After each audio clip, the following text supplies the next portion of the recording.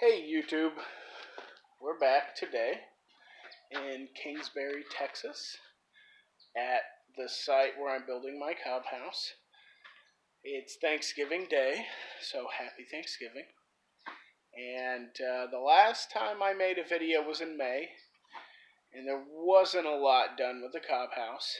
So we're just doing a series of videos to kind of update you on how far the cob house has come, considerations, different things like that. I'm even going to show how I collect my materials, where I'm getting my sand and clay from, and how that's changed. So I actually have a large pond on the property that's collecting water, and we're pulling clay out of it, kind of similar to there's an African style of cob where they pull it from a lake every year and apply plaster. So I'm kind of doing something like that instead of what I was doing a few months ago, which I'll show in one of the subsequent videos, where I was basically collecting raw cob and soaking it for days on end, and just a very long process. So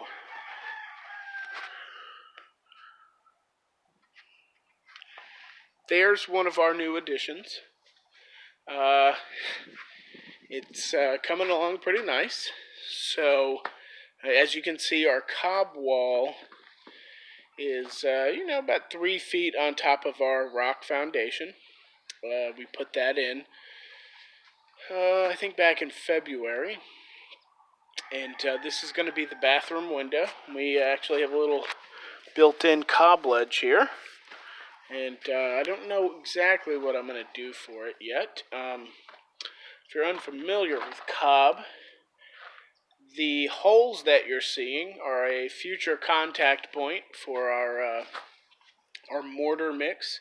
I mean, not mortar, our plaster mix that we will use to, provide a smoother layer and level out any bumps and curves in the wall, and just give it a fresh plaster coat. I'm not sure if I'm going to do an earth plaster coating or a lime coating yet. As you can see, we have a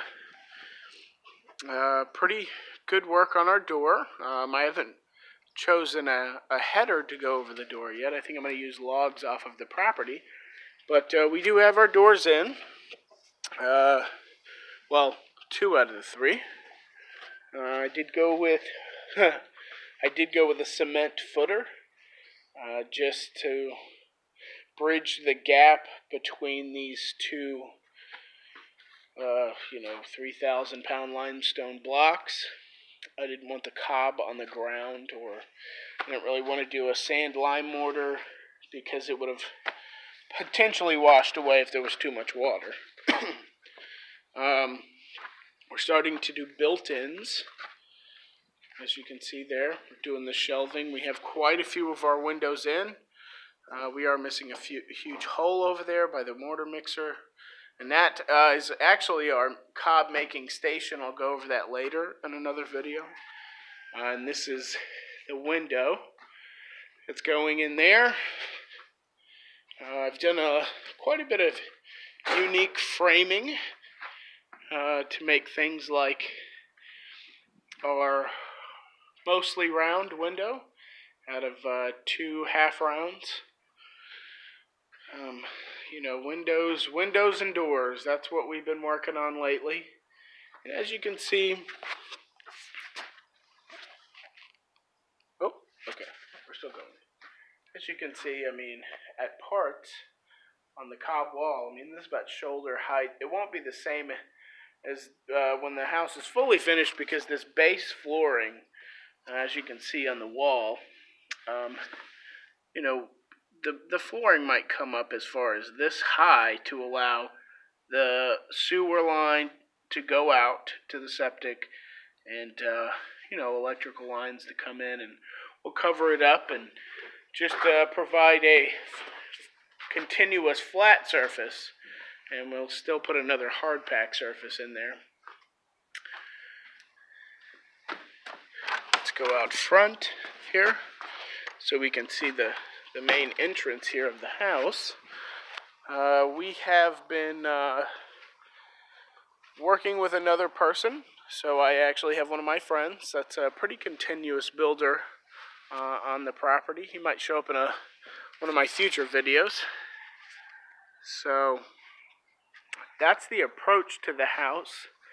Our front door is in and about halfway cobbed.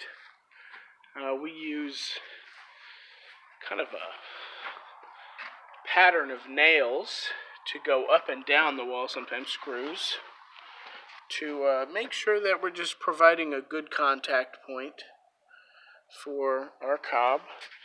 And on the outside, we've started to do just some cosmetic inlays of stone. But as you can see, versus the May video, we've had a lot of work. We've done a lot of things, and even started practicing on some future coating. This is a boiled linseed oil over our possibly future windowsill here. I was possibly thinking about leaving this windowsill kind of rough so you can see how the cob is made. You can see some of the straw in there. So we're just trying to see how this waterproof coating comes. And we'll do some updating in some further videos. I just wanted to finally put a video out and just kind of highlight some of the things we've done and talk about where we're going. And that's it for now. So keep up with us. I think I have 24 subscribers right now. Thank you for holding in there while we take 6-month hiatuses. And have a good day. Happy Thanksgiving.